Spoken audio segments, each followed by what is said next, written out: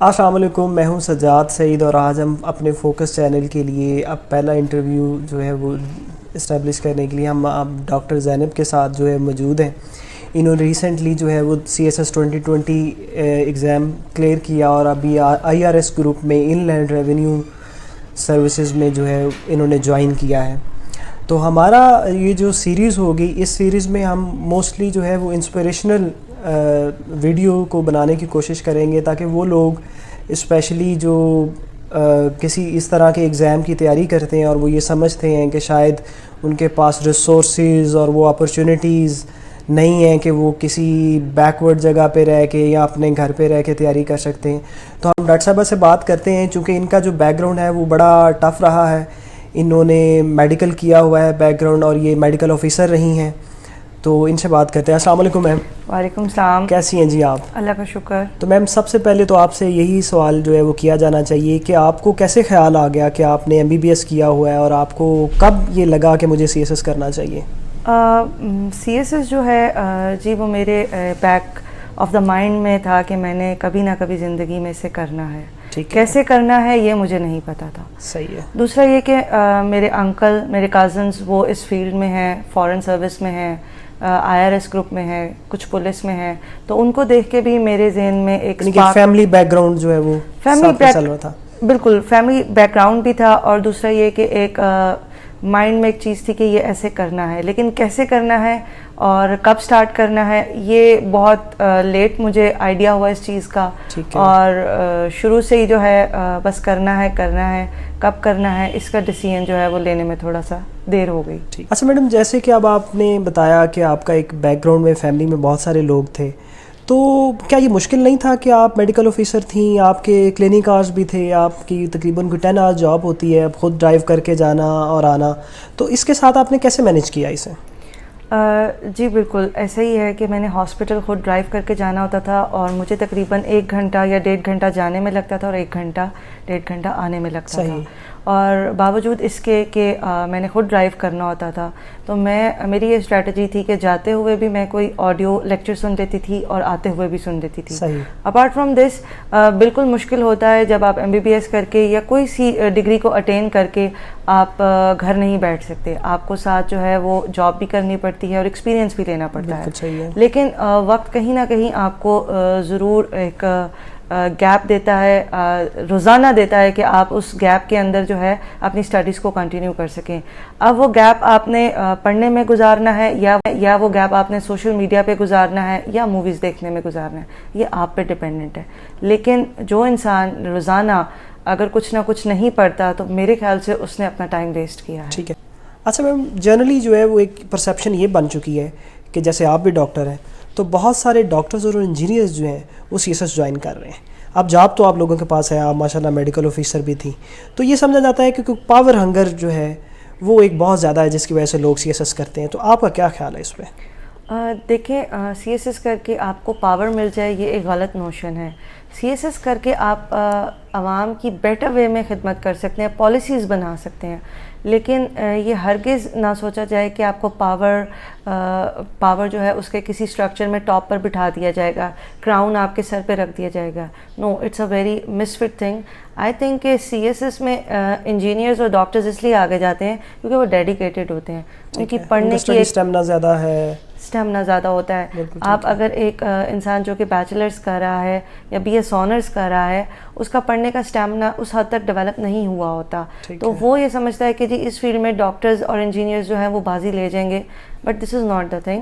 بہت سے لوگ جو ہیں ان کی پوزیشنز اس دفعہ CSS 2020 میں آئیں، وہ BS آنرز سے بلانگ کرتے ہیں، وہ لاء سے بلانگ کرتے ہیں، وہ سمپل بیچلرز کیا ہوا ہے انہوں نے. تو یہ یعنی کہ یہ کام نہ کرنے کا صرف ایکسکیوز ہی ہو سکتا ہے. ہاں جی، آپ کی ایک تو اسکل ڈیولپمنٹ کرنا اور پرسسٹنٹلی اپنے کام کے پیچھے لگے رہنا کہ میں نے CSS کرنا ہے، چاہے وہ پہلی اٹیمپٹ میں ہو چاہے وہ لاسٹ اٹیمپٹ میں ہو. بالکل ٹھیک ہے. اچھا میم، ایک جنرل پرسیپشن یہ ہے کہ لوگ یہ سمجھتے ہیں، بہت سارے اسپائرنٹس کا یہ خیال ہے کہ ان کا کوئی ایک اسپیسیفک ایجوکیشنل بیک گراؤنڈ ہی جو ہے وہ ان کو کمپلیمنٹ کرتا ہے کہ وہ CSS کریں، تو کیونکہ وہ ان کا ایجوکیشنل بیک گراؤنڈ ان کو ریڈنگ اور ان کی رائٹنگ اسکل کو جو ہے وہ بڑا امپروو کیا ہوا ہے. تو آپ کا اس پہ کیا خیال ہے؟ میرے خیال سے کہ اگر آپ کسی بھی فیلڈ سے بلانگ کرتے ہیں, آپ جرنلزم سے کرتے ہوں, ایگریکلچرل سے کرتے ہوں, آپ لاء کے اسٹوڈنٹ ہوں, تو آپ کا جو رائٹنگ پریکٹس ہے وہ کسی ایک سبجیکٹ میں ہو سکتی ہے, کسی ایک فیلڈ میں ہو سکتی ہے. جیسے میں ڈاکٹر ہوں تو ڈاکٹر کو تو لکھنا ہی ایک عذاب محسوس ہوتا ہے. آپ جس طرح ڈاکٹرس کی پرسکرپشن دیکھیں گے تو اس پہ بھی وہ ایسے لکھ رہے ہوتے ہیں کہ بس سمجھ ہی نہیں آتی, ہمارا لکھنے کا ٹرینڈ ہی نہیں ہوتا ہم میں. تو مجھے بالکل بھی میں یہ کہوں گی کہ کوئی بھی پروفیشن آپ کا, کوئی بھی ڈگری آپ کی, ایک اسپیسیفک سبجیکٹ پہ آپ کو لکھنے کے لیے مطلب ایزی آپ کو رکھ سکتی ہے. لیکن overall C S S کے لیے اگر آپ نے انگلش اٹیمپٹ بھی کرنی ہے, سائنس بھی کرنی ہے, تو اس کے لیے آپ کو ریٹن پریکٹس کرنا اور رائٹنگ اسکل ڈیولپ کرنا بہت امپورٹنٹ ہے. آپ فار ایگزامپل جس طرح آپ نے ابھی بتایا کہ رائٹنگ اسکل امپورٹنٹ ہے, تو کچھ لوگ تو جو ہے وہ یہ سمجھتے ہیں کہ صرف پڑھنا ہی بہت زیادہ ضروری ہے, جتنا زیادہ وہ پڑھیں گے تو ہی وہ اس ایگزام کو پاس کر سکتے ہیں. تو کیا اس میں رائٹنگ اور ریڈنگ میں کیا کوئی بیلنس, یا کہ آپ کس کو زیادہ کمپلیمنٹ کرتی ہیں؟ میں زیادہ رائٹنگ کو کروں گی. ٹھیک ہے. کیونکہ جو آپ نے کسے جوائن کیا تھا؟ آپ رائٹنگ چیک کرواتی تھی کسی کو, ٹیچر؟ میرے پاس ٹائم ہی نہیں تھا کہ میں کسی کو جوائن کر سکوں, کیونکہ میں جاب کرتی تھی. لہٰذا میں اپنی جو بھی ریڈنگ ہے, سبجیکٹ کی ریڈنگ ہے, چاہے وہ بک کی ریڈنگ ہے, تو اس سے ریلیٹڈ جو پیپرز ہیں, سپوز انٹرنیشنل ریلیشنز ہیں, اس سے ریلیٹڈ جو بھی پیپر, پاس پیپرز ہوں گے, کویشچن ہوگا, اس کو لکھ کے ڈاک کے ذریعے میں اپنے ٹیچر تک پہنچا دیتی تھی. یعنی کہ دس مچ امپورٹنٹ ہے. Yes, it is this much important. میں کہوں گی کہ اگر آپ ریڈنگ کو 40% دیں اور رائٹنگ کو آپ 60% دیں, it is that much important. اگر جس نے بہت زیادہ کتابیں بھی پڑھی ہوئی ہیں اور اس کا نالج بہت زیادہ ہے, لیکن اسے لکھنا پیپر پہ لانا نہیں آ رہا ہے, تو پھر اس کا کوئی فائدہ نہیں اس کی ریڈنگ پریکٹسز کا. رائٹنگ جب تک آپ نہیں کریں گے آپ کو پتہ نہیں چلے گا کہ آپ نے کس طرح پیپر جا کے وہاں اٹیمپٹ کرنا ہے. اچھا میم, جیسے آپ نے بتایا کہ آپ نے جو ہے وہ کافی اس پہ ٹائم لگایا کہ آپ نے اپنے ریسورس مٹیریل کو تیار کیا, تو ایک یہ بھی بڑا چیلنج ہوتا ہے کہ ریسورس مٹیریل تو جو ہے وہ ایک فارورڈ سبجیکٹ ہے, تو آپ سب سے پہلے تو ہوگا کہ آپ سبجیکٹ کون سے جو ہے وہ چوز کریں گے. تو آپ کیا سمجھتی ہیں کہ اسپائرنٹس کو کیا آپ سجیسٹ کرتی ہیں کہ انہیں کن چیزوں کو سامنے رکھتے ہوئے اپنے سبجیکٹ سلیکٹ کرنے چاہیے؟ آپ نے جو بھی سبجیکٹ کو آپٹ کرنا ہے, آپ نے دیکھنا ہے کہ کیا آپ کا پرائر نالج ہے اس پہ, کیا پہلے سے اس کے اندر کوئی آپ نے ڈگری اٹین کی ہو, یا کوئی کورس کیا ہو, یا کبھی اس سے ریلیٹڈ کتاب پڑھی ہو. تو کوشش کریں کہ آپ اس سبجیکٹ کو لے کے چلیں. کیا پتا کیا وہ سبجیکٹ اس سال, یعنی کہ جو انٹرسٹ ہے اسٹوڈنٹ کا یا جو اس کی بیک گراؤنڈ کوئی اسٹڈی ہے, تو وہ اسے اس سبجیکٹ کو لے کے جانا چاہیے, بجائے اس کے کہ وہ کوئی آل ٹوگیدر ایک نیا سبجیکٹ سٹارٹ کر لے. ہاں جی بالکل, اس سے آپ کو ہیلپ بھی ملے گی, آپ کے پہلے کانسیپٹس بھی اس سبجیکٹ سے ریلیٹڈ کلیئر ہوں گے, اور آپ کو اس کے مٹیریل ڈھونڈنے میں پریشانی نہیں ہوگی, کیونکہ آپ نے اس سبجیکٹ کو ایک دفعہ ایکسپلور کیا ہوا ہے. اب آپ کو پتہ ہے کہ اس سبجیکٹ میں آپ نے کون سے ٹاپک کو کیسے کور کرنا ہے. بالکل ٹھیک ہے. اچھا میم, ایک اسپیشلی یہ سمجھا جاتا ہے, خاص طور پہ اب ہم دیکھ رہے ہیں کہ جو گرلز ہیں وہ بڑا پارٹیسپیٹ کر رہی ہیں, آپ نے بھی ماشاء اللہ اسے کیا, تو اب بہت ساری جو فیمیل ہیں وہ بیک گراؤنڈ میں رہ رہی ہیں, آپ تو یہاں رہ رہی ہیں کیپٹل سٹی میں, اور آپ کے پاس ریسورسز ہیں, تو وہ یہ سمجھتی ہیں کہ ہم گھروں میں رہ کے, اپنی فیملیز میں رہ کے جو ہے نا ہم CSS نہیں کر سکتے. آپ کا اس چیز پہ کیا خیال ہے؟ میں آپ کو تھوڑا سا کریکٹ کر دوں کہ میں بے شک میرا جو گھر ہے وہ لاہور میں ہے, لیکن جب میں میڈیکل آفیسر کی جاب کر رہی تھی تو میں کاموں کی, میں ماہموں والی, میں قصور, ان جگہوں پر میری رہائش رہی ہے. میں وہاں پر رہ کے کام کرتی تھی, مطلب بیکورڈ ایریاز ہوتے تھے, پیریفریز ہوتی تھیں, تو مجھے انٹرنیٹ اور یا ٹی وی اور ان چیزوں کی سہولتیں نہیں تھیں. تو وہاں پہ رہ کے میرا ایک ہی کام ہوتا تھا کہ میں نے اپنا پڑھا اور لکھ کے جو ہے وہ اپنے ٹیچرز کو وایا ڈاک جو ہے بھیج دیا.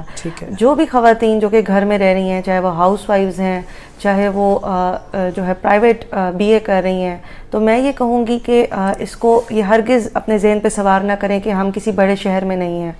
بڑے شہر میں رہ کے بھی اگر میں پیریفری میں جاتی ہوں اور وہاں جا کے پڑھ سکتی ہوں, تو آپ تو اپنے گھر کی کمفرٹ میں رہ کے کچھ بھی پڑھ سکتے ہیں, کچھ بھی اٹین کر سکتے ہیں. تو لہٰذا I encourage all those women جو کہ گھر میں رہ رہی ہیں, جن کے بچے بھی ہیں, کہ وہ آگے آئیں اس فیلڈ میں اور اپنا جو ہے ٹارگٹ ہے اس کو اچیو کرنے کی فل کوشش کریں. اچھا میم, اس کے علاوہ آپ یہ بتائیں کہ خاص طور پہ وہ لوگ جو جابس کر رہے ہوتے ہیں, جس طرح آپ نے بھی جاب کے ساتھ ساتھ اسے کیا ہے, تو آپ ان کو کیا سجیسٹ کرتی ہیں کہ how should they manage their time management, کہ وہ کس طرح سے کتنا ٹائم اس کو جو ہے وہ منیمم دیں, اور پھر وہ ان کی ٹائم ڈویژنز جو ہیں وہ کیا ہونی چاہیے؟ ویسے کوئی فکس نہیں ہے کہ آپ نے اتنا وقت پڑھا ہے روزانہ تو تبھی آپ کا CSS پاس ہوگا. یہ انسان کی کیرنگ کیپیسٹی, انٹیلیجنس اور اس کی ڈیڈیکیشن پہ بھی ڈپینڈ کرتا ہے. ٹھیک ہے. اب یہ ہے کہ انگلش تو آپ روزانہ پڑھیں تقریباً 2 گھنٹے. ٹھیک ہے. اگر آپ اس 2 گھنٹے میں پریسنگ کر رہے ہیں, کمپریہنشن کر رہے ہیں, آپ ایسے کی آؤٹ لائنس جو ہے ان کو پریکٹس کر رہے ہیں, تو 2 گھنٹے تو انگلش مسٹ ہے. مین وائل کہ رائٹنگ پریکٹس جو ہے وہ daily writing practice, English is all about your writing practice. بالکل ٹھیک. تو انگلش آپ ڈیلی 2 گھنٹے کریں. اس کے علاوہ آپ کوئی سا ایک آپشنل یا کمپلسری جو ہے اس کے اوپر 3 سے 4 گھنٹے لگائیں. تو آئی تھنک کہ یہ منیمم ہے جس پہ آپ اپنا ٹائم اسپینڈ کر کے آپ اچھے طریقے سے تقریباً 10 ماہ میں 12 ماہ میں اس کو سلیبس کو کور کر سکتے ہیں. لیکن یہ بالکل ہارڈ اینڈ فاسٹ رول نہیں ہے. اگر کوئی چاہے تو 3 گھنٹے بھی پڑھ کر وہ CSS پاس کر سکتا ہے, اور ایسا ہوتا بھی رہا ہے. بالکل ٹھیک ہے. آپ کی یہ تیسری اٹیمپٹ بھی تھی. جی جی. تو فائنل اٹیمپٹ میں ایک فیئر ہوتا ہے, فیئر آف فیلئر.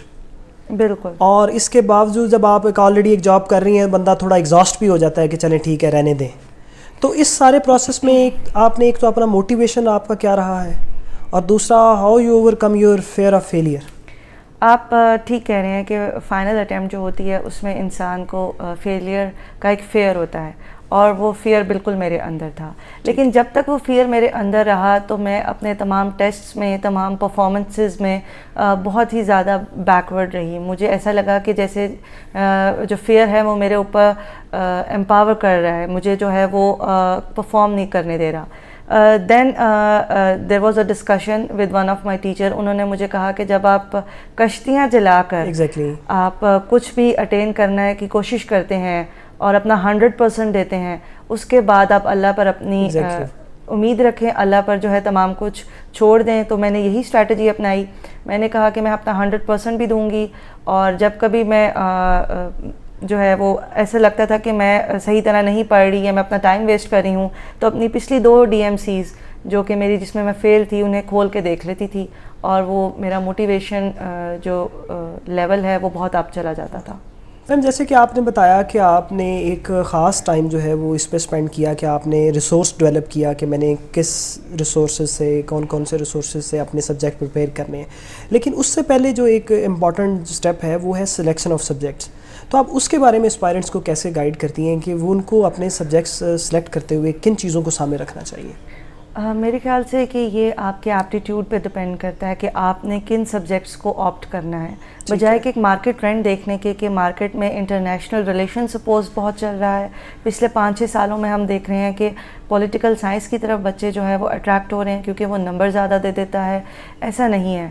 یہ ڈپینڈ کرتا ہے کہ آپ کا ٹلٹ کس طرف ہے, آپ کو کیا وہ سبجیکٹ پڑھتے ہوئے انٹرسٹ ڈیولپ ہوتا ہے, اور اگر ہوتا ہے تو کیا آپ جو ہے اس کو فردر اس کے اوپر پڑھنے کا دل کر رہا ہے. لائک اگر میں انٹرنیشنل لا پڑھ رہی ہوں لیکن مجھے اس میں انٹرسٹ ہی ڈیولپ نہیں ہو رہا, لیکن وہ مارکس بھی 85-84 دے رہا ہے, تو مجھے وہ نہیں رکھنا چاہیے. مجھے وہ رکھنا چاہیے جس پہ میرا دل کرے کہ میں اس کو مزید پڑھوں, مزید ایکسپلور کروں.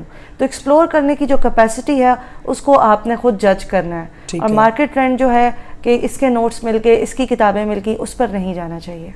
چلیں ڈاکٹر صاحبہ بہت شکریہ, wish you very good luck. آپ جو ہے وہ اپنے سروسز میں اور ایکسیل کریں.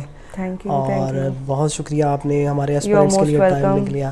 تو جیسا کہ ہم نے دیکھا کہ ڈاکٹر صاحبہ نے جو بتایا ہے اس میں ہمارے سارے ان اپریہنشنس کے جو ہے وہ جواب موجود ہیں کہ جو لوگ یہ سمجھتے ہیں, خاص طور پہ وہ لیڈیز جو یہ سمجھتی ہیں کہ ہم بیک گراؤنڈ ایریاز میں رہ رہے ہیں, ہمارے پاس ریسورسز نہیں ہیں, ہمیں جو ہے وہ بگ سٹیز ایکسیس نہیں ہے, اور ہمارے پاس جو ہے وہ اکیڈمیز تک جو ہے وہ ایکسیس نہیں ہے. تو جا کے اب ڈاکٹر صاحبہ ہمارے سامنے ایگزامپل کے طور پہ موجود ہیں کہ وہ بتا رہی ہیں کہ وہ کیسے آؤٹ آف دا سٹی جاتی رہیں اور وہ لوکل ایریاز میں رہ کے انہوں نے تیاری کی. تو اگر سب سے امپورٹنٹ اس چیز میں ہم اس کو سمجھیں تو وہ ڈٹرمینیشن ہے کہ اگر ہم اپنے گول کے لیے ڈٹرمنڈ ہیں تو ہم اس کو جو ہے وہ ضرور حاصل کر سکتے ہیں. بہت شکریہ.